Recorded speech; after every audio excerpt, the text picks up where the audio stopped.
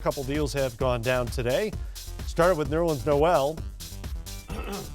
Moved to Dallas for Justin Anderson, Andrew Bogut, who figures to be bought out, and a first-round pick. And then the Oklahoma City Thunder really improved their bench by adding Doug McDermott and Taj Gibson, as well as second-round pick for Cameron Payne.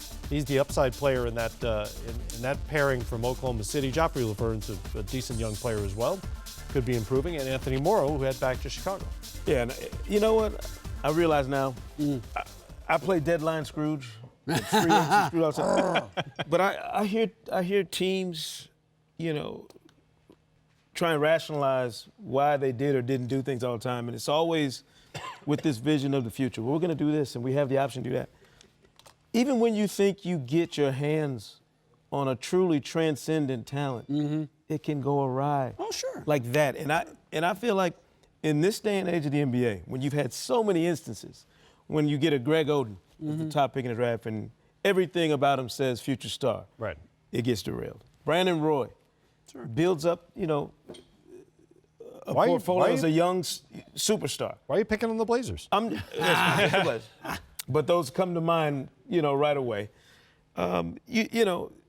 It's hard for me in a league where 3 years is considered a long time. There are kids who have grown up thinking the Golden State Warriors have been good their entire life. They don't know the history of the long history of a franchise and the roller coaster ride it can be to be successful. I have a hard time believing teams leave this much on the table, and assume that there's any one player in this draft who will rise to the level of a Paul George or a Jimmy Butler within the next 5 years.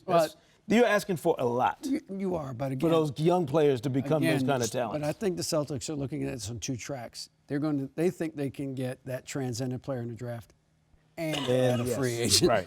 And add Hayward, and add Blake Griffin in free agency. Whoever it is that they target, So they think they're going to get one of those guys. Right. They really do. And if they didn't, Sekou, they would have pulled the trigger on one of these deals.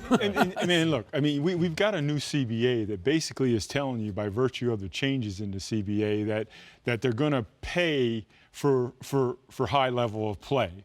But Eric mentioned it before.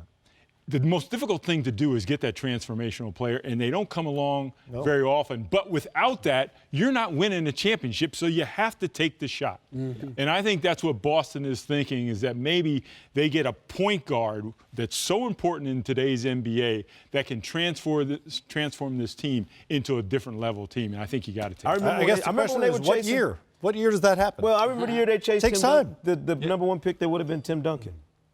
Yeah. I remember that too. And it doesn't always work out the way you want it to. No. In that case, you didn't get the pick. But There you go. Tim Duncan worked out okay.